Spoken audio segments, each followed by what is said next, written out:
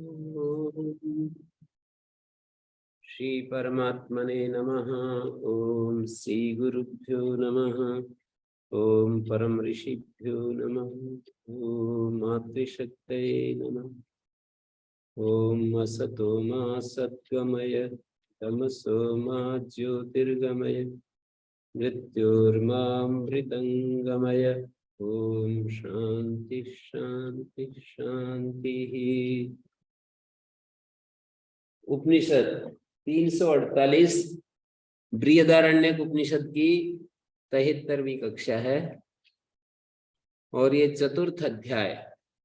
बृहदारण्यक के 6 अध्याय हैं, लेकिन हम 5 अध्याय का ही स्वाध्याय करते हैं। जो अध्यात्म पथ के पथिक हैं उनके लिए 5 अध्याय ही बताए हैं। तो ये चौथा अध्याय हम आरंभ कर रहे हैं। जन को है वैदेह आसान चक्रे अस्य संबंध। जनक वैदेह पहले अध्याय से इस प्रकार संबंध है। पहले वाले जो अध्याय है ना, तीसरा अध्याय के साथ इसका संबंध ऐसा है।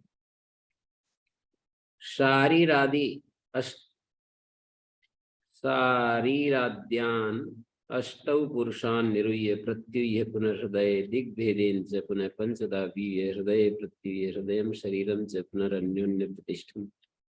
प्राणादि पंचवृत्त्यात्मके समानाख्ये जगदात्मनि सूत्रे उपसंहृत्य जगदात्मानं शरीर हृदय सूत्रावस्थम् अतिक्रांतवान् य उपनिषदः पुरुषो नेति नेति व्यपतिष्ठ। शारीर आदि जो 8 पुरुष हैं उनका निरूपण करके शारीराद्यान अष्टौ पुरुषान, शारीर आदि 8 पुरुषों का निरूपण करके निरूह्य पुनः उनका हृदय में उपसंहार करके प्रत्युह्य पुनर्हृदय 8 पुरुष जो पीछे बतलाए थे शारीर आदि, उन 8 पुरुषों का निरूपण करने के बाद हृदय में उनका उपसंहार करके उन 8 पुरुषों को हृदय में दिखा दिया। कौन से 8 पुरुष पता चला? शारीर पुरुष, काममय पुरुष और आदित्य यह पुरुष।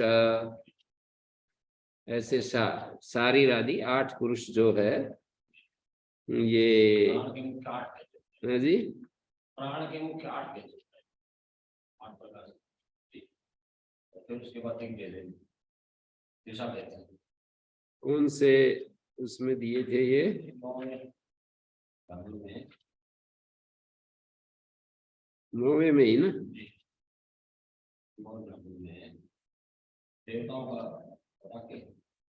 देवता का स्वरूप बतलाने के बाद 3306 33 6 3 2 अध्यात्म 1 इतने देवताओं के रूप बतलाने के बाद पृथ्वी एव्यस्यायतनम अग्निर्लोको मनोज्योतिर यो वै तम पुरुषम विद्यात् सर्वस्यात्मना परायणम स वै वेदिता स्यात् यज्वल्क वेद्वा हम तम पुरुषम सर्वस्यात्मना परायणम यमार्थ या एवं शारीरा पुरुषः स एषः। जो शारीर पुरुष है। फिर इसी तरह से 8 पुरुष बताए। काममय पुरुष, काममय पुरुष ये दूसरा है। तीसरा है यह एवं सब आदित्य पुरुष, ये तीसरा है। शारीर पुरुष, काममय पुरुष, यह एवं आदित्य पुरुष और चौथा है या एवं श्रोत्र प्रातिश्रुत पुरुष, ये चतुर्थ है। श्रोत्र प्रातिश्रुत पुरुष सही सा य एवं श्रोत्रः प्राति पुरुष।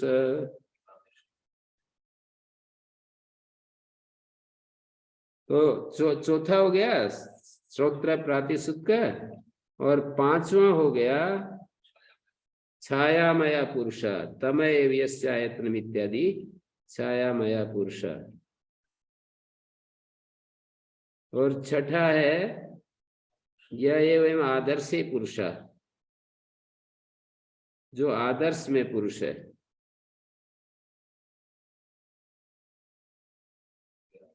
आदर्श में दर्पण में जो पुरुष दिखाई देता है। और सातवां हो गया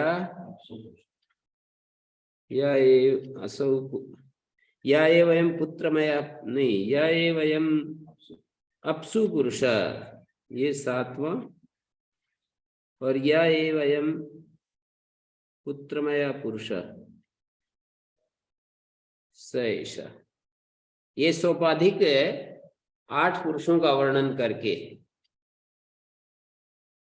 पुत्रमय पुरुष या अयम अपसु पुरुष, ये सारे सोपाधिक पुरुष हैं, उपाधि के सहित पुरुष को दिखा रहे हैं।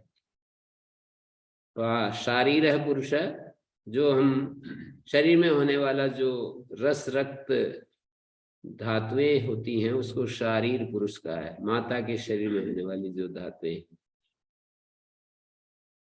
फिर काममय पुरुष,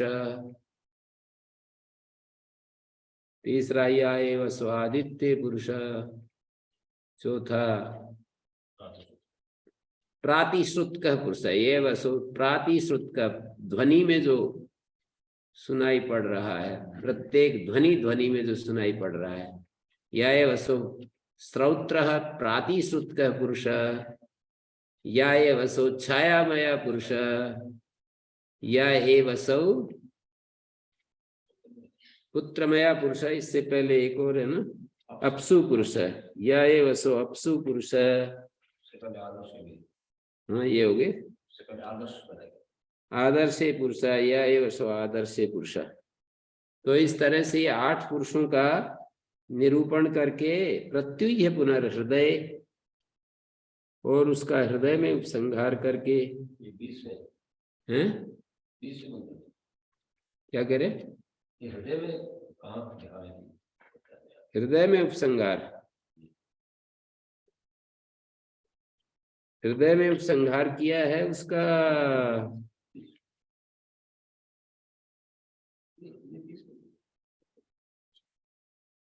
उससे आगे ही तो बोले,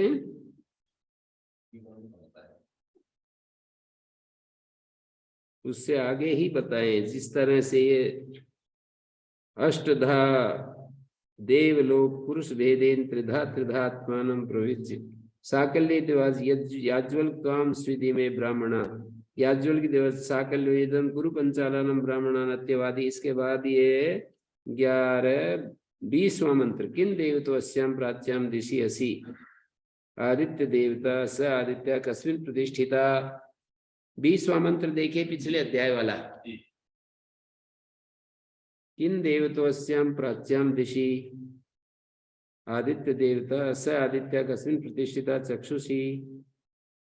कस्मिन्नु चक्षु प्रतिष्ठितम रूपेषु चक्षुषा ही रूपाणि पश्यति। कस्मिन् रूपाणि प्रतिष्ठितानि हृदये इति होवाच हृदय निरूपाणि जानाति। हृदय, ये जो है आप लोगों के पास ये पुस्तक है तो देख सकते हैं, पीछे 20वां मंत्र में ये आया है, हृदय प्रत्युह पुनर्हृदय।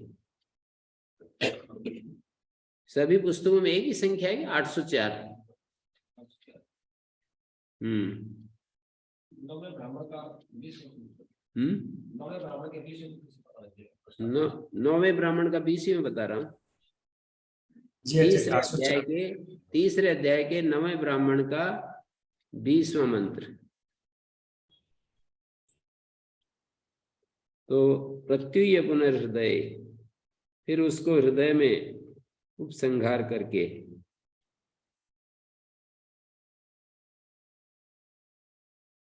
ये सारे मंत्र हृदय में प्रतिष्ठा, 22, 23 हाँ वो सारे 20, 21, 22 आगे 5 मंत्र है ना, 24 तो 8 पुरुष और इनका सबका हृदय में उपसंहार दिखाया।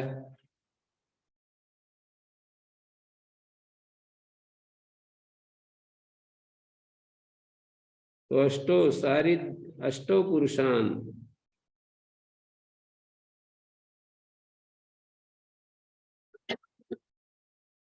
दिग्भेदेन से पुनः पंचदा भी है, वहीं पर दिग्भेद से 5 प्रकार से व्यूहन किया है, वहीं पर तो किया है। इन पांचों मंत्रों में 20 से 24 तक, हम्म, इन पांचों मंत्रों में 20 से 24 तक दिशाओं में 20, 21, 22, 23, 24, एक दिशा लेके और उस पर ध्यान 20वें मंत्र से 24वें तक।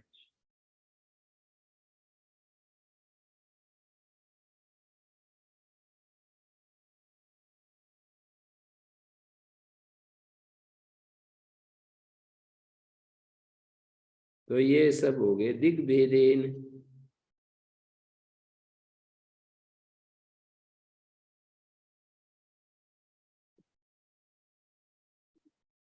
पुनः पंचदा व्यूय हृदय प्रत्यय, उन सबको फिर हृदय में उपसंहार करके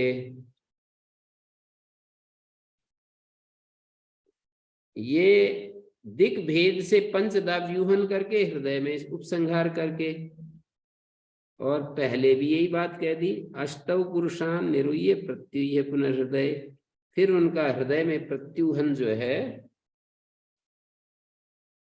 हृदय में प्रत्युहन जो है उनका, सर्वस्य आत्मना परायणम स वै वेदिता स अत्यज वेद वै अंतम पुरुषम सर्वस्य आत्मना परायणम यम आत्थ स य एवं शारीरा पुरुष स एष,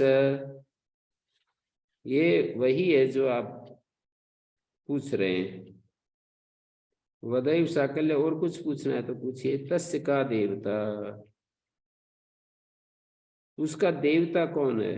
तो उन्होंने अमृतम इति होवाच, अमृत को देवता बताया। तो इन 8 पुरुषों का हृदय में प्रत्युहन आगे ही किया है, वहां तो कुछ है नहीं।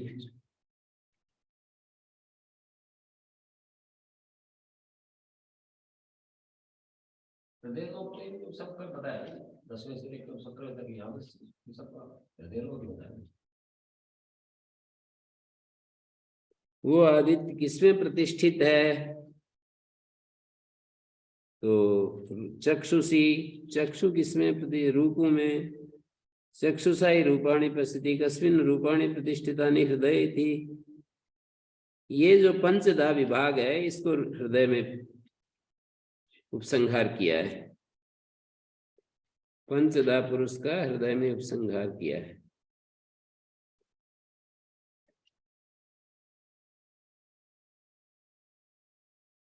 तेईस 24, फिर आगे कहा हृदय प्रत्युय हृदय शरीरम च पुनरन्योन्य प्रतिष्ठम, हृदय शरीर में प्रतिष्ठित है, शरीर हृदय में प्रतिष्ठित है। प्राणादि पंच वृत्त्यात्मके समानाख्ये जगदात्मनि सूत्रे संगृह्य, जगदात्मानं शरीर हृदय सूत्रावस्थम, शरीर और हृदय सूत्रावस्थम अतिक्रांतवान या उपनिषद पुरुष, शरीर हृदय सूत्रावस्थम जगदात्मानम, जो अतिक्रमण करके, उपनिषद पुरुष का तो मतलब होता है नेति नेति करके जिसको जाना जाता है वो उपनिषद पुरुष है। इन सबका अतिक्रमण, सबका अतिक्रमण करके जिसको बताया जाता है, नेति नेति के द्वारा जिसका प्रतिपादन किया गया है वो उपनिषद पुरुष है। अंतिम तत्व, अंतिम तत्व जो है अस्तित्व का, वो चैतन्य आत्म स्वरूप के रूप में बतला दिया जाता है। इसी को एक नाम दे दिया उपनिषद पुरुष। उपनिषद में तो यद्यपि सोपाधिक पुरुष की भी बात आती है, पर वो वही जो अंतिम पुरुष है वही इन सब में, इसलिए वो कोई अलग नहीं है। ये जो सोपाधिक पुरुष है और जो अंतिम उपनिषद पुरुष है वो भिन्न नहीं है, एक ही है ना। वही जो हमारे शेखर जी की बात रहती है, प्रश्न रहता है, वही घूम फिर करके यही आ जाती है कि जो उपनिषद पुरुष है वही उपाधियों में है। सोपाधिक पुरुष से उसका वर्णन करके फिर अंतिम में जो उपनिषद पुरुष है उसकी स्थापना करना चाह रहे हैं। सोपाधिक पुरुष का चंद्र शाखा न्याय से, जैसे चंद्र को दिखाने के लिए पहले शाखा दिखाते हैं फिर चंद्रमा को दिखाते हैं, तो इसको बोलते हैं चंद्र शाखा न्याय से अंतिम चीज को दिखाना चाहते हैं। तो उपाधियों में जो हमारी उपाधियां हमारे नजदीक हैं, जो हमारे को दिखाई देती हैं, उनमें दिखाकर फिर उपाधियों को हटाते हटाते पहले उपाधियों में दिखाते हैं, क्योंकि वो जो निरूप है, निरूप जो चीज है, विशेषताओं से रहित है, उसको बिना उपाधियों के कैसे दिखा सकते हैं। पहले ही हम दिखाने लगे कि वो जो हमारे स्वामी दयानंद जी भी ये तो बोलते ही है ना कि इस सृष्टि में परमात्मा है, तो सृष्टि उपाधि तो बनाई दी। उनका एक इंटरप्रिटेशन इस तरह का है कि इस सृष्टि में परमात्मा, ये यूं कह देते इस सृष्टि ही तो परमात्मा का रूप है। उन्होंने बड़ा अच्छा वर्णन किया, जैसा जो कहते हैं कि प्रकृति की ओट हटी और परमात्मा बस हमने प्रकृति की देखते देखते। तो ये जो प्रकृति में परमात्मा, यानी संसार में परमात्मा, कण कण में परमात्मा की उपस्थिति है, तो ये जो कथन है ये यूं कह देते ये सब परमात्मा ही है। इसमें परमात्मा है, परमात्मा ही है सब। तो औपनिषद पुरुष जो है एक ही है, कुल मिलाकर के औपनिषद पुरुष एक ही है, वो शुद्ध पुरुष। एक वाक्य कभी वो स्वामी चर्चा में बोला था, मैं जब वहां संत कुटीर में था, स्वामी गोविंद गिरी जी महाराज ने कि तुरीयम त्रिषु संततम, और उनके बोलते ही मेरे को याद हो गया ये। और कई बातें उन्होंने बोली हैं अलग अलग समय, तो मैंने उसको दोहराया भी। मैंने कहा स्वामी जी आपने उस समय ये बात बोली थी, उस समय ये बात बोली थी, उस समय ये बात बोली थी। 5-7 प्रसंग मैंने बताया अलग अलग, तो बड़े प्रसन्न हुए। अच्छा मतलब किसी की कही हुई बात को हम दोहराएं। तो आपने ये बात बोली थी तुरीयम त्रिषु संततम, जो तुरीय है वो इन तीनों जागृत स्वप्न सुसुप्ति में फैला हुआ है, वो अलग नहीं है। जागृत में कोई अलग पुरुष है, स्वप्न में कोई अलग है, और सुसुप्ति में अलग है, ऐसा नहीं, वही है। तो इन विविध उपाधियों में जो है वही निरुपाधिक है। जो परमात्मा है वही परमेश्वर है, जो परमात्मा है वही परमेश्वर के रूप में, और वही परमात्मा जीव के रूप में, और वही परमात्मा प्रकृति के रूप में मौजूद है। ये थोड़ा समझने में अड़चन हो जाती है, तो जिस भाषा में समझ में आए वैसे समझ सकते हैं। वही परमात्मा परमेश्वर के रूप में, यहाँ तक तो समझने में दिक्कत नहीं होगी। वही परमात्मा जीव के रूप में, वही परमात्मा प्रकृति के रूप में मौजूद है। ये अगले वाक्य कठिन हो जाते हैं। वही परमात्मा परमेश्वर के रूप में, ये तो स्वामी दयानंद जी भी बोलते ही है, परमात्मा और परमेश्वर कोई अलग चीज नहीं है। आचार्य जी, हाँ जी, जो आपने वो पहले आदेश बताया था शौनक और आरुणि का, वो भी उसी का अर्थ भी यही है मतलब? शौनक और आरुणि, हाँ आरुणि जो 9 बार वो हर चीज में, तो एक बार पता चल गया तो हर चीज में, जैसे सोने की चीजें, मट्टी की चीजें, तो सारे के हाँ, सारे पता चल गया। बिल्कुल बिल्कुल। एक को जान लेने से उपनिषदों में 3-4 जगह ये वाक्य आया है, यस्मिन् विज्ञाते सर्वमिदं विज्ञातम भवति। मुंडक उपनिषद की बात आप कह रहे हैं, और यही बात छांदोग्य उपनिषद में सदैव सौम्यदम एक अग्र आसीत, उस आदेश को जानते हो जिसके जान लेने पर सब जान लिया जाता है। ये छांदोग्य उपनिषद का कथन, और आप जो बात कह रहे हो वो मुंडक उपनिषद की कह रहे हो, यस्मिन् विज्ञाते सर्वमिदं विज्ञातम भवति, जिसके जान लेने पर सब जान लिया जाता है। मिट्टी को जान लेने से मिट्टी के बने हुए सारे जो पात्र हैं वो जान लिए जाते हैं। परम आत्मा को जान लेने से परमात्मा, ये मुंडक उपनिषद में ही है जो आप बोल रहे हो, और वहीं पर ये कहा है, मुंडक उपनिषद में ये कहा है कि यथोर्नाभि सृजते गृह्णते च यथा पृथिव्याम औषधया संभवन्ति यथा सता पुरुषस्य केशलोमानि तथा संभवति ही विश्वम। मुंडक उपनिषद के हैं, प्रारंभ में ये मंत्र है। तो उसमें 2 विद्याएं बताई, पराचय व पराचय। परायया तदक्षरम अधिगम्यते, और अपरा ऋग्यजु साम अथर्व, और शिक्षा कल व्याकरण निरुक्छंद ज्योतिष। यथा उर्नाभि सृजते गृह्णते च यथा पृथिव्याम औषधया संभवन्ति यथा सता पुरुषात् केशलोमानि तथा अक्षरात् संभवति विश्वम। तथा अक्षरात् संभवति विश्वम।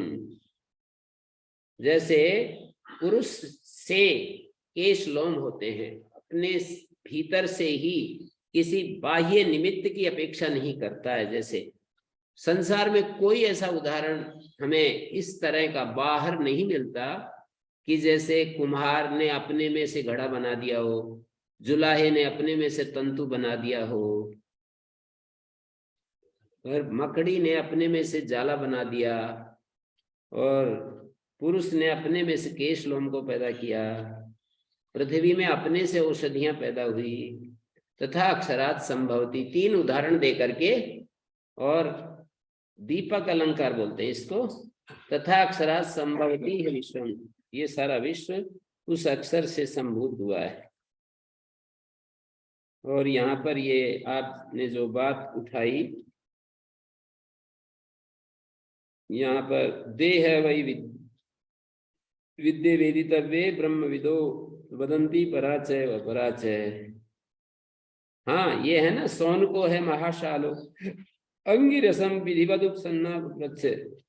अंगिरा को उपस्थित हुआ अंगिरा के पास, कस्मिन्नु भगवो विज्ञाते सर्वमिदं विज्ञातम भवति। शौनक जो थे बड़े संपन्न थे, प्रसिद्ध थे, महागृहस्थ थे। अंगिरा ऋषि के पास विधि पूर्वक उपस्थित हुए, उपनयन करवाया और पूछने लगे, कस्मिन्नु भगवो विज्ञाते सर्वमिदं विज्ञातम भवति। सर्वम यदिदम विज्ञेयम विज्ञातम, सारा जो विज्ञेय है वो विज्ञात, विशेष रूप से ज्ञात यानी अवगत हो गया है। विशेषेण ज्ञातम अवगतम भवति एकस्मिन् ज्ञाते सर्वविद भवति शिष्य प्रवादम श्रुतवान। मैंने ऐसे शिष्य प्रवाद को सुना है। वो बोल रहा है, मानी शौनक पूछ रहा है अंगिरा से कि मैंने ये शिष्य प्रवाद सुना है। शिष्ट प्रवाद मैंने सुना है, शिष्ट लोगों के मुख से ये वाणी सुनी है। शौनका तद विशेषम विज्ञातु कामा। अब ये सामान्य कथन सुना है, इसका विशेष रूप से मैं आपसे प्रश्न करके जानना चाहता हूं कि भगवान कस्मिन्नु विज्ञाते सर्वमिदं विज्ञातम भवति। एक सामान्य ज्ञान होता है, एक विशेष ज्ञान। सामान्य ज्ञान हम सबको आत्मा का है, सबको। आप कहोगे ऐसे कैसे? विशेष ज्ञान नहीं है, सामान्य ज्ञान सबको है, सबको है, बिल्कुल मनुष्य मात्र को है। जो ये हम अनुभव करते हैं ना, हम हैं, ये आत्मा ही तो है। हम हैं, हमें जो स्फुरना के रूप में विशेष ज्ञान में विप्रतिपत्ति है कि कोई वादी शरीर को ही आत्मा बता देते हैं, कोई वादी मन सहित चैतन्य को आत्मा कह देते हैं, कोई वादी एक बताते हैं, कोई वादी अनेक बताते हैं, कोई वादी नित्य बता देते हैं, कोई वादी इसको भी अनित्य बता देते हैं। यहाँ भी प्रतिपत्ति है, विशेष ज्ञान है ये सारे। उत्पन्न हुआ मान लेते हैं, कोई नित्य मान लेते हैं, कोई उत्पन्न हुआ मान लेते हैं। हाँ, नित्य मानते हैं, कोई उत्पन्न हुआ मानते हैं, पर आत्मा के अस्तित्व में किसी को भी संशय नहीं है, उसके विशेष रूप में संशय है। आत्मा है ये सब मान रहे हैं। ये जो हमें अपना होना जो एहसास हो रहा है, जान रहे हैं ना, अपने होने को जान रहे हैं, और अपने सामने दूसरों को भी, दूसरों के होने को भी जो जान रहे हैं, यही आत्मा है। ज्ञान और है, बुद्धि ही आत्मा है और ज्ञान, ये दो जो सामान्य रूप से हम सबको प्रतीत हो रहे हैं, अपना होना और जानना, अपने होना और जानना। जानना दो होता है, अपना जानना और दूसरों का जानना।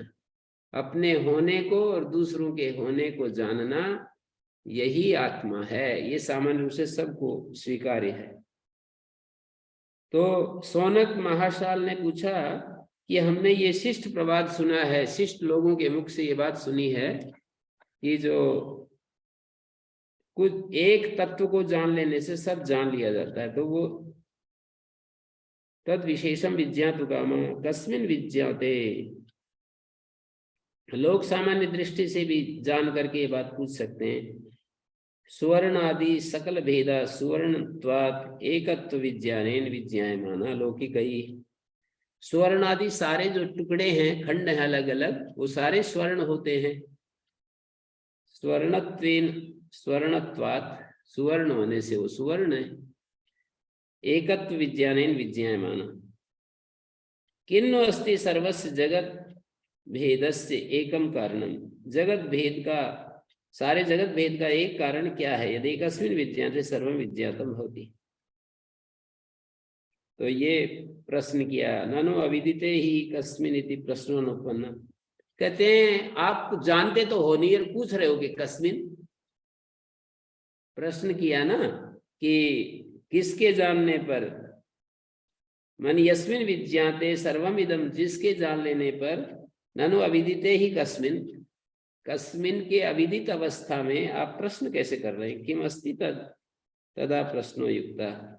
कुछ है तभी तो प्रश्न बनेगा। सिद्धे ही अस्तित्वे कस्मिन् इति स्यात् यथा कस्मिन् निधेयम, किसमें चीज रखी जाए।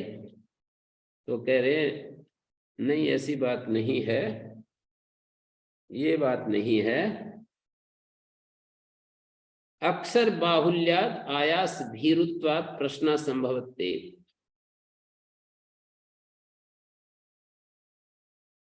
एकस्मिन् विज्ञाते सर्वविद स्यात्। तो ये एक प्रसंग है जो सौनक और अंगिरा का है, और इसी के आगे चल करके दो विद्याएं बतलाई। दो विद्याओं में अपरा विद्या और परा विद्या की बात कही। और परा विद्या या तद अक्षरम अधिगम्यते, परा विद्या वो है जिससे हमें अक्षर का बोध होता है। यत्तद अदृश्यम अग्राह्यम अगोत्रम अवर्णम अचक्षुश्रोत्रम तद पाणिपादम नित्यम विभुम सर्वगतम सुसूक्ष्मम तदव्ययम यद्भूत योनिम परिपश्यन्ति धीरा। ये अक्षर का, पराविद्या का प्रदर्शन है अक्षर का। और इसके तुरंत बाद ये मंत्र आ गए, यथौर्णाभिसृजते गृह्णते च। जैसे लोक में प्रसिद्ध है ये मंत्र आ गया। जैसे ये दृष्टांत है, विलक्षणम सलक्षणम च निमित्तांतरान अपेक्षा, निमित्तांतर अनपेक्षात, निमित्तांतर की अपेक्षा न करके यथोक्त लक्षणात् अक्षरात् संभवति समुत्पद्यते संसार मंडले विश्वम समस्तम जगत। इस तरह से आत्म तत्व, यही बात बिल्कुल कहां पर है? छांदोग्य उपनिषद 6ठे अध्याय में पिता पुत्र के बीच संवाद है। पुत्र गुरुकुल में पढ़ करके आया है, 24 साल का नवयुवक है, श्वेत केतु उसका नाम है, और आरुणी उसके पिता का नाम है। आरुणी पूछते हैं कि तुमने पढ़ा है कि किसी एक के जान लेने पर सब जान लिया जाता है, उस आदेश को तुमने सीखा है?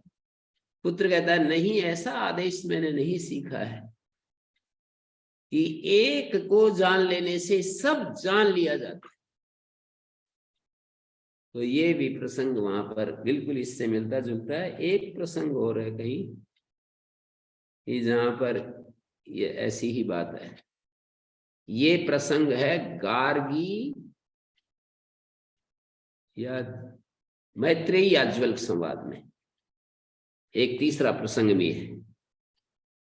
दूसरे अध्याय के बृहदारण्यक का जो दूसरा अध्याय है, उस दूसरे अध्याय का चौथा जो ब्राह्मण है, उस चौथे ब्राह्मण में ये बात आई, आत्मा वारे द्रष्टव्या श्रोतव्या मंतव्या निधिध्यासितव्या मैत्रेयी, आत्मनो वारे दर्शनेन श्रवणेन मत्या विज्ञानेन इदं सर्वं विदितम, ऐसे बता दिया। आत्मा देखना चाहिए, बृहदारण्य के 547 पृष्ठ पर है ना, दूसरे अध्याय के चौथे ब्राह्मण का 5वां मंत्र।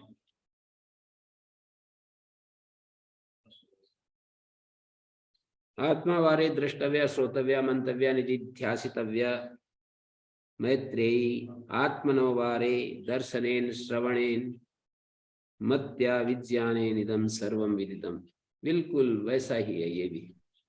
तो ये 3 प्रसंग हैं जहां पर आत्मा से ही ये सब अस्तित्व है, ऐसा दिखाते हैं।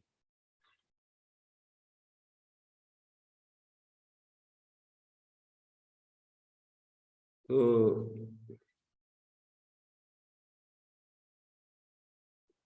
जगदात्मानं शरीर हृदय सूत्रावस्थम अतिक्रांतवान या उपनिषद पुरुषो नेति नेति व्यपदिष्टा।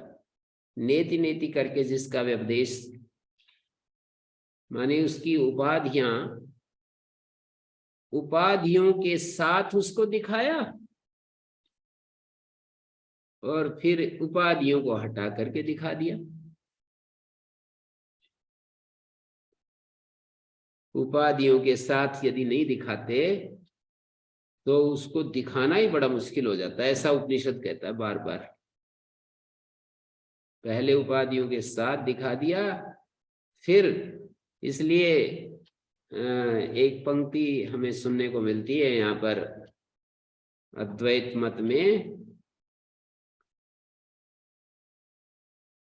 अध्यारोप अपवादाभ्याम निष्प्रपंचम प्रपंचते। अध्यारोप अपवाद के द्वारा निष्प्रपंच को प्रपंचित किया जा रहा है। जो परमात्मा निष्प्रपंच है, प्रपंच रहित है, उसको अध्यारोप और अपवाद न्याय से उसको समझाया जा रहा है। अध्यारोप का मतलब आत्मा के पहले ऊपर, आत्मा के ऊपर पहले अध्यारोप किया जाता है इन सब का, फिर उनको हटाया जाता है। क्यों अध्यारोप क्यों किया जाता है? आत्मा के ऊपर अध्यारोप हमारे जो है हमारे सामने जो है इस अस्तित्व, उसको समझाया जाता है कि ये भी आत्मा है, ये भी आत्मा है, ये भी आत्मा है। फिर इसको हटाया जाता है कि इसमें जो ये दिखने वाली चीज है ना, इसको आप हटा दो। ये जो जिसको आप देख रहे हो ना, आत्मा तक पहुंचने के लिए इसको हटा दो।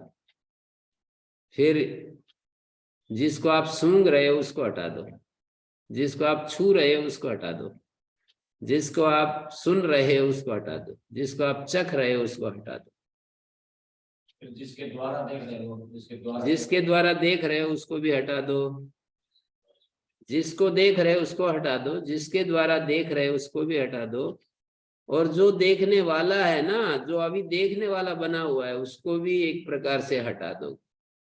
प्रमाता, प्रमाण, प्रमेय तीनों को हटा दो, ज्ञान मात्र शेष रहेगा। ग्रहिता, ग्रहण, ग्राह्य तीनों को हटा देंगे तो क्या बचेगा?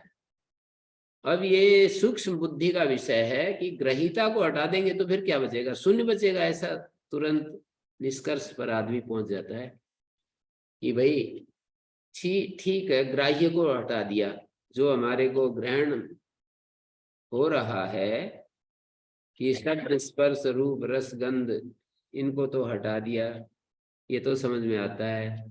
जिसके द्वारा देख रहे हैं उसको भी हटा दिया, पर देखने वाला को तो नहीं हटा सकते। तो इसमें 2 भाग हो जाते हैं। देखने वाले के 2 भाग हैं, एक ज्ञान मात्र और एक देखने वाला, बुद्धि संयुक्त उसका रूप है देखने वाले का। ऐसा कह सकते हैं कि एक तो कर्ता और एक कर्ता की शक्ति। हाँ, कह सकते हैं ऐसे। कर्ता को हटाना है, कर्ता की शक्ति नहीं गई। हाँ, वैसे तो शक्ति और कर्ता अलग नहीं होते, पर यहाँ पर तो दृष्टा दृशी मात्रा शुद्धो भी प्रत्यय, योग शास्त्र में भी ये बात की गई है ऐसी ही बिल्कुल। वहां पर भी दो पुरुषों का साक्षात्कार करवाते हैं ना, एक संप्रज्ञात समाधि के द्वारा, एक असंप्रज्ञात समाधि के द्वारा। संप्रज्ञात समाधि में जिसका साक्षात्कार होता है वो जीव होता है, असंप्रज्ञात समाधि में जिसका साक्षात्कार होता है वो शुद्ध आत्मा होता है, उपाधि रहित शांत स्वरूप चिन्मय स्वरूप, चिन्मय स्वरूप यहाँ तक ही कहेंगे, शांत स्वरूप चिन्मय स्वरूप आत्म तत्व होता है। आनंद वाणी बोलते शांत स्वरूप चिन्मय तत्व बचता है। और जब हम वितर्क विचार आनंद अस्मिता रूपानुगमात संप्रज्ञाता कहते हैं तो वो जीव का वर्णन होता है। मैं हूं ऐसे करके हम परिच्छिन्न अवस्था में अपने आप को देखते हैं और परिच्छिन्नता को बढ़ा करके भी देख सकते हैं। मैं सर्वरूप हूं, ये जब हम देखते हैं मैं सर्वरूप हूं तो ये उस असंप्रज्ञात समाधि का अनुभव उसके बाद में केवल हम शब्दों में व्यक्त करते हैं। पूरी संप्रज्ञात में ऐसा भी कहा है, व्यास भाष्य में संप्रज्ञात में ऐसा कहा है कि वहां चित्त का दर्शन साक्षात्कार होता है और चैतन्य से अलग है ऐसा अनुभव होता है, चैतन्य का साक्षात्कार नहीं होता। साक्षात्कार तो वहां कौन करेगा, वही मिला हुआ रूप ही है ना। अस्मि भाव का साक्षात्कार होता है ना, और अस्मि भाव में दो चीजें मिली हुई है, एक दृष्टा एक दृश्य। जो आप कह रहे हो चित्त का साक्षात्कार होता है वो एक अलग स्थिति है। यूं तो चित्त का भी क्या साक्षात्कार होगा, चित्त को तो भी अनुमान से ही जानते हैं, उसकी वृत्तियों से जानते हैं। चित्त माइंड स्टफ, उसके जो मॉडिफिकेशंस हैं उन्हीं के द्वारा चित्त को जानते हैं। चित्त को भी कैसे जाने, उसके मॉडिफिकेशंस को जानेंगे। जैसे मिट्टी और मिट्टी की बनी हुई 1000 प्रकार की, ऐसे कल्पना करो चिति शक्ति और चित्त एक रूप होते हैं। जैसे कि मैं दर्पण में अपना चेहरा देखता हूं तो देख बिंब और प्रतिबिंब बिल्कुल हूबहू एक ही तो होते हैं। तो चिति शक्ति और चित्त वृत्ति एक ही होती है ना। और यदि हम उन चिति शक्ति चित्त और चित्त वृत्तियां तीन आप रख लीजिए दर्पण, थोड़े से एक थोड़ा सा टेढ़ा करके देख लो, रख दो, उस दर्पण के चित्र इसमें आ रहे हो तो मेरा रिफ्लेक्शन उसमें जा रहा है दर्पण में। फिर एक दर्पण बगल में और रख दीजिए, उसमें बहुत सारे चित्त में से अनेक अनेक वृत्तियां निकल रही हैं, उनका रिफ्लेक्शन उस तीसरे दर्पण में जा रहा है। तो वो आइडेंटिकल होता है, वो बिल्कुल एक ही होता है। चिति शक्ति और चित्त एक ही होता है और चित्त और उसके मॉडिफिकेशंस एक ही होते हैं, आइडेंटिकल होते हैं। वो ऐसा नहीं होता है कि चैतन्य अलग है चित्त अलग है। इसलिए व्यास भाष्य में कहा है वृत्ति सारूप्य मित्रत्व सूत्र पर एकम एव दर्शनम ख्यातिरेव दर्शन, एक ही दर्शन है, ख्याति ही दर्शन है। इसका यही अर्थ करेंगे ना कि चैतन्य को या यूं कहेंगे जीवात्मा को जो ये चित्र दिखाता है वही देखती है, वही एक दर्शन है। जो चित्त जीवात्मा को दिखा रहा है, हाँ नहीं, वो तो चित्त एक दर्पण के रूप में समझो, और ये वो तो अलग अलग ढंग से किसी बात को प्रस्तुत किया जा सकता है। आप जिस तरह से कर रहे हैं उस तरह भी प्रस्तुत कर सकते हैं, पर जो मैं बोल रहा हूं मेरा अभिप्राय तो इतना ही है कि चैतन्य और चित्त वृत्ति तीन चीज हो गई ना। तीन दर्पण है, नहीं दो दर्पण है और एक बिंब है।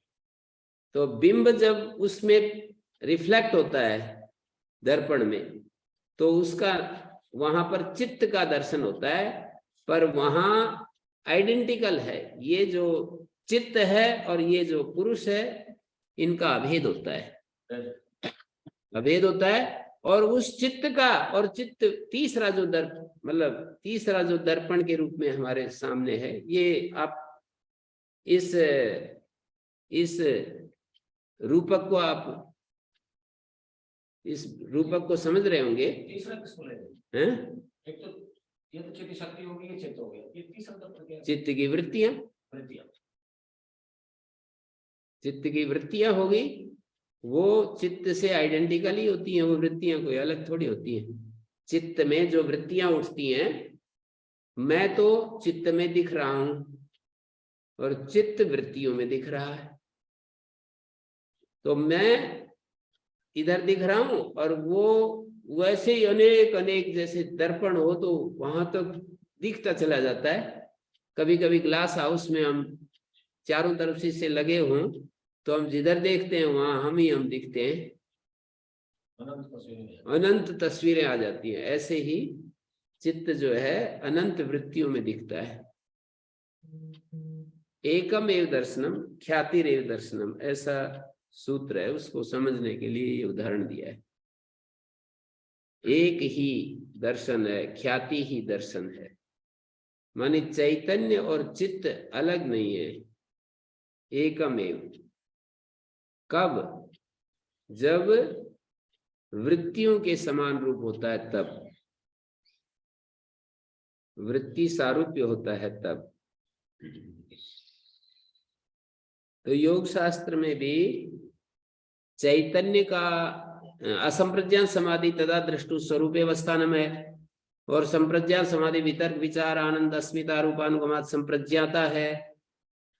तो अस्मि भाव में दो, आपने जो कहा ना कि चैतन्य का कभी साक्षात्कार नहीं होता, चैतन्य का कभी साक्षात्कार नहीं होता, ये तो सही है। लेकिन अहम अस्मि इस बोध में दो अंश, इस बोध को यदि विश्लेषण करके देखेंगे तो दो भाग पाएंगे, एक दृष्टा भाग और एक दृश्य भाग, और दोनों इकट्ठे हो रहे हैं।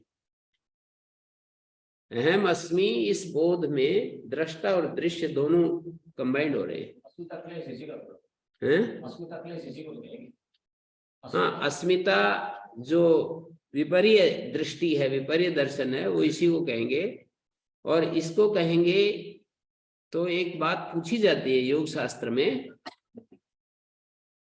कि ये 5 वृत्तियां जो हैं, बताते हो क्लिष्ट और अक्लिष्ट, प्रमाण, विपर्य, विकल्प, निद्रा और स्मृति। तो 5 क्लिष्ट और 5 अक्लिष्ट, तो विपर्य तो मिथ्या ज्ञान का नाम है, वो अक्लिष्ट कैसे होगी? प्रमाण तो सत्य ज्ञान का नाम है, फिर वो अक्लिष्ट कैसे? ये कितने दिन तक मैं इसके पीछे पड़ा रहा। प्रमाण सत्य ज्ञान है, वो क्लिष्ट, प्रमाण सत्य ज्ञान है, वो क्लिष्ट कैसे? और विपर्य मिथ्या ज्ञान है, वो अक्लिष्ट कैसे? ये प्रश्न बहुत दिन तक मैं सुलझाता रहा और समझ में आया बाद में धीरे धीरे। आपने कई बार समझाया कि फिर भी अभी बुद्धि में आया है। बुद्धि निर्मल नहीं है अभी। बुद्धि, ऋषियों की बुद्धि, जैसे मैं आज बोल रहा था पाठ में, ऋषियों की बुद्धि में 3 विशेषताएं हैं। उन 3 विशेषताओं को यदि हमने प्राप्त कर लिया तो हम भी धन्य हो जाएंगे। 3 विशेषताएं हैं ऋषियों की बुद्धि में। बुद्धि ऋषियों की पैनी है, तीक्ष्ण है, पैनी बुद्धि है, बिल्कुल धार की तरह, बिल्कुल पैना जैसे वो होता है ना, नीडल, ऐसे है ऋषियों की बुद्धि, तीक्ष्ण, तीव्र, पैनी। उसके साथ स्थिर भी है और उसके साथ निर्मल भी है।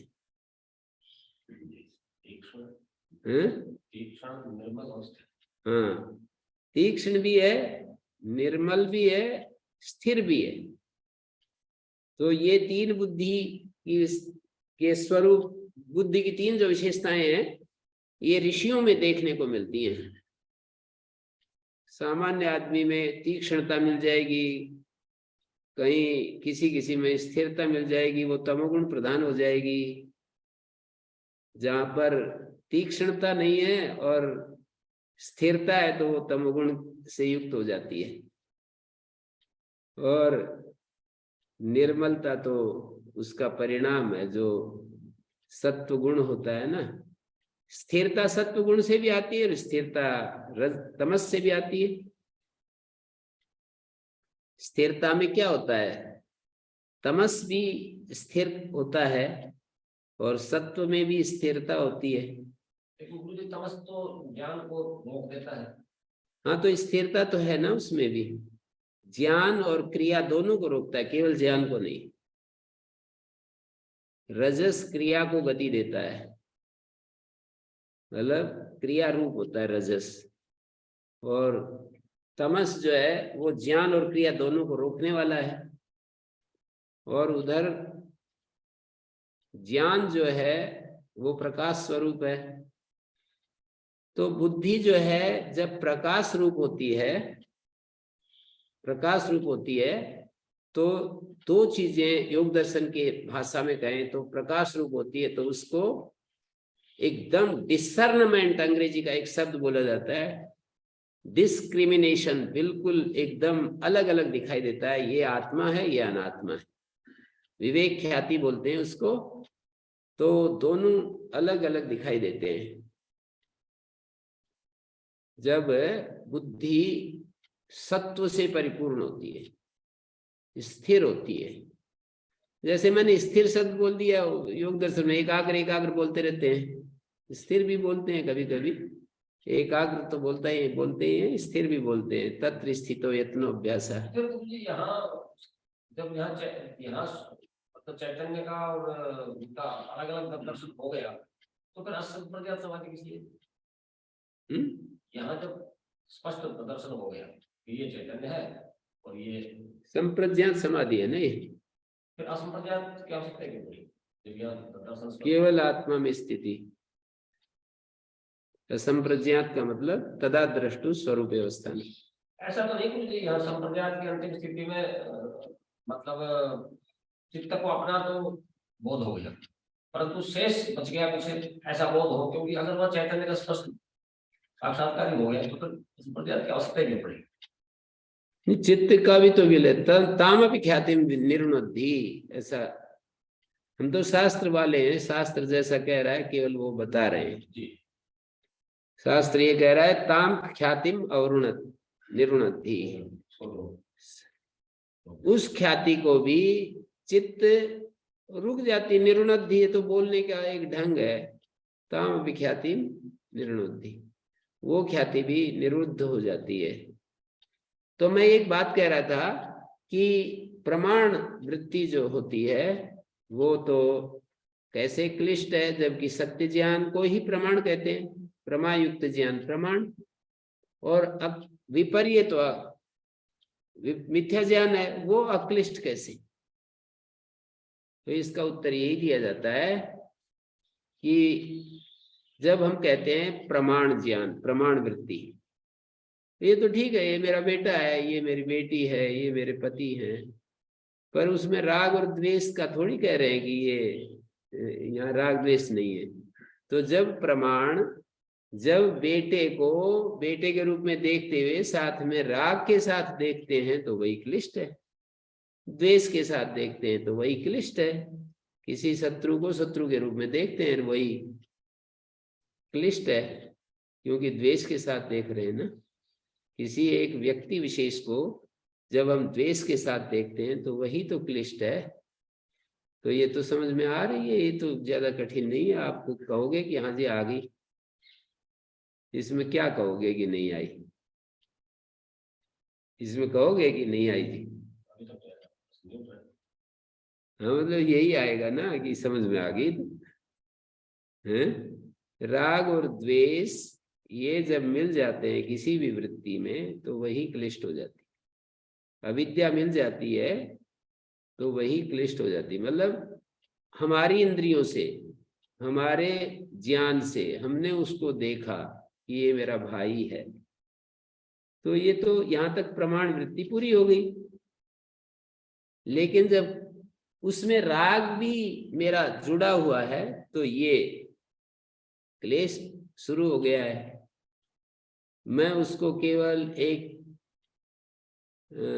टाइटल भाई दें, लेकिन कुछ परमाणु का पुंज देखूं और एक व्यक्ति विशेष ना देखकर एक व्यक्ति सामान्य देखूं, जैसे औरों को देखता हूं वैसे वही तो मेरा सब तो अप्रिय है। तो फिर वो वहां पर अक्लिष्ट हो जाएगी, वही पर प्रमाण वृत्ति अक्लिष्ट हो जाएगी। जब राग द्वेष से मुक्त होकर के देखूंगा, राग द्वेष के साथ देखूंगा, वही क्लिष्ट हो जाएगी।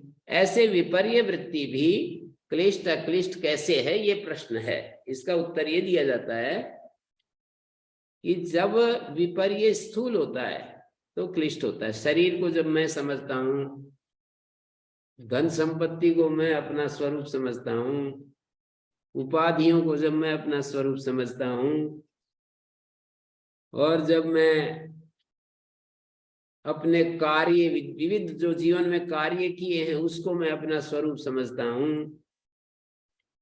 जब बैंक अकाउंट को मैं अपना स्वरूप समझता हूं, ये सब जब मैं अपने स्वरूप को देखता हूं, फार्म हाउस को मैं अपना उद्योगपति के नाते मैं अपने उद्योग धंधे को अपना स्वरूप समझता हूं, तो ये सब क्लिष्ट वृत्तियां होती हैं।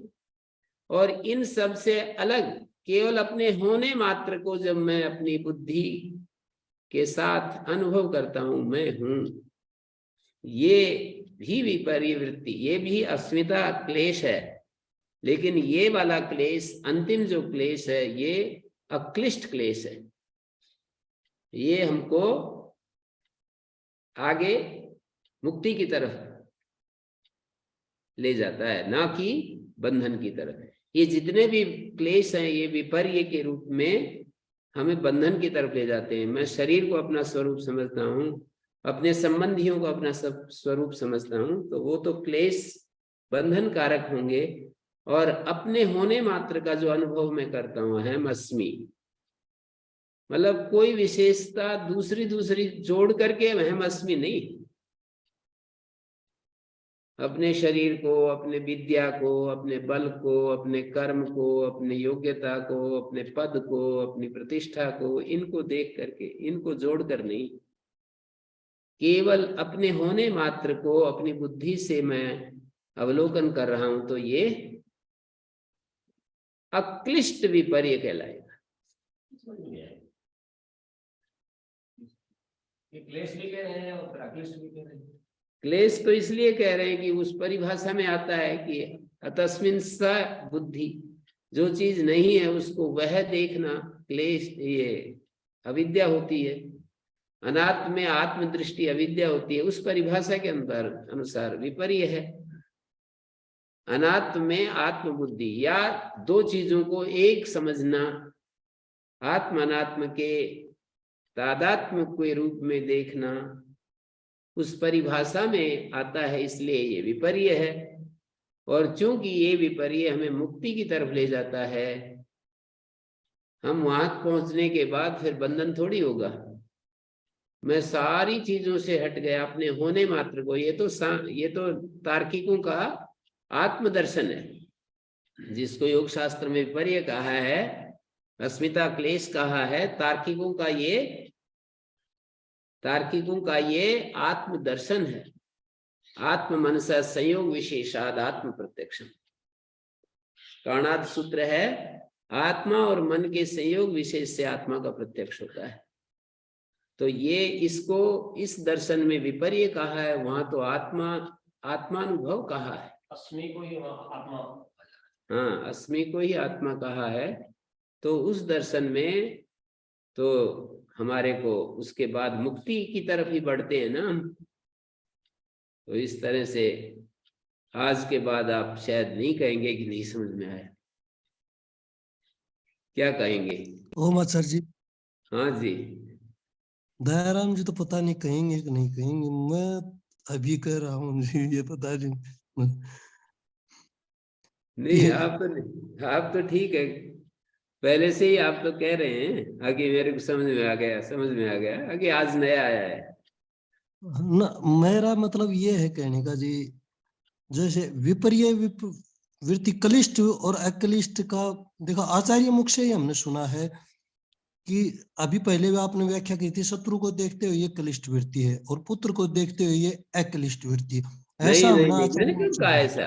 पुत्र को देखकर ना अक्लिष्ट आपने नहीं, ये ना ये क्यों आचार्य कहा जी मैंने? आपने नहीं, मैंने सुना है आप अच्छा, जैसे आचार्यों से ही कहीं से, मैं ये कहना चाह रहा हूँ जी। नहीं वो तो तो इसमें कैसे? आचार्य तो कई स्तर के होते हैं ना, तो किसी आचार्य ने सुना दिया होगा, मैं मना थोड़ी करता हूँ। पर मैं तो ये कह इस रहा हूँ कि पुत्र को देखना और शत्रु को देखना क्लिष्ट अक्लिष्ट का जो लोक प्रचलित अर्थ है उसको लेकर के उन्होंने कह दिया होगा, कोई बात नहीं। अच्छा, लोक प्रचलित जो अर्थ है उसको लेकर के कह दिया होगा। हाँ नहीं तो पहले भी आपने इसको स्पष्ट कर दिया था, उसमें स्पष्ट है क्योंकि आखिर में इनके मूल में कलिष्टता ही छिपी हुई है, ये तो पहले भी आपने कह दिया था, परंतु वैसे ठीक है जी। हाँ जी, हम तो दयाराम जी के साथ आज मतलब वो कर रहे हैं, थोड़ा चर्चा कर रहे हैं। इन्होंने ये कह दिया कि आज तक समझ में नहीं आया, तो अब आज तक समझ में नहीं आया, इसकी कोशिश कर रहे हैं कि समझ में आ जाए। अब तो समझ में आ गया, कितने देर ठहर पाएगा ये? नहीं, ये तो अब ठहरने की कोई बात ही नहीं, समझ में आ गई तो बस ठीक है। साइकिल चलानी आ गई तो अब नहीं कह सकते कि जी ये पता नहीं कितने दिन तक ठहरेगी, फिर तो सारी उम्र ही ठहर जाती है। 15 साल बाद भी चलाओगे तो साइकिल चलाने लगोगे। तैरना एक बार आ गया तो 50 साल बाद भी पानी में मतलब तैरोगे ना। एक मतलब धीरे गति तेजी से तैरना, धीरे तैरना एक अलग बात है, पर डूबोगे तो नहीं। तो जो चीज समझ में आ गई तो उसमें फिर गोलमोल हो जाती है, ऐसे नहीं कह सकते। इसमें गुरुजी स्मृति के मामले में ना धरती शक्ति कई बार कमजोर हो जाती है, तो क्या पता नहीं क्या ऊपर आ जाता है, फिर दूसरी बात ऊपर आ जाती है। एक बार समझ में आ जाती है, पर कुछ समय के बाद में कई बार नहीं, ये चीज ऐसी है कि ये हमारी एक अटकी हुई चीज यदि समझ में आती है तो फिर जाती नहीं। नई नई चीजें हम समझ ले, सूत्र को समझना, व्याख्या को समझना, ये तो भूल सकते हैं, पर जीवन के साथ जुड़ी हुई चीज अगर समझ में ना आ रही हो और फिर समझ में आ जाए तो वो नहीं भूलती। मतलब अंतर है ना, किसी सूत्र का किसी मंत्र का अर्थ समझा दिया और फिर भूल जाते हैं, ये तो भूलते ही हैं। कि कुछ बताया तो था, पता नहीं क्या, ऐसे तो भूलते ही हैं। पर जीवन की क्रोध क्या है, आत्मा क्या है, ये तो रोज क्रोध में रहते हैं। क्रोध समझ में आ गया कि अपनी प्रतिकूलता के कारण से अपनी इच्छा का व्याघात ही क्रोध में बदल जाता है। तो जहां जहां भी इच्छा का व्याघात होता है वहां क्रोध होता है। तो क्लिष्ट अक्लिष्ट ये सब चलता है। तो इसमें नेति ने औपनिषद पुरुष स साक्षात उपादान कारण स्वरूपेण से निर्दिष्टा विज्ञानम आनंद, साक्षात और उपादान कारण के रूप में, कारण के स्वरूप में उसका निर्देश किया गया है पीछे वाले अध्याय के अंत में। विज्ञानम आनंदम ब्रह्म रातु राति दातु परायणम तिष्ठ मानस्य तद्विदः। ये तो भूल सकते हो, ये शब्द भूल सकते हो कि राति धातु परायणम तिष्ठ मानस्य तद्विदा, लेकिन आप 10 साल बाद भी यदि इस पर विचार कर लिया कि कर्मशील लोगों का भी, दानशील लोगों का भी परमात्मा सहारा है, और जो ज्ञान के पीछे लगे हुए लोग हैं, केवल आत्मा को समझने में लगे हुए हैं, उनका भी सहारा है, ये कैसे शब्द तो भूल सकते हो, पर ये कैसे भूलोगे? और फिर पक्का करने के भी तरीके बताए रखे हैं आचार्यों ने कि भाई उसको बताओ, दोहराओ, दूसरों के सामने जितना पकड़ पकड़ के बताओगे उतना ही आपका पक्का होगा। विद्या देने से बढ़ती है, इसका तात्पर्य यही है कि पकड़ पकड़ करके चर्चा करो।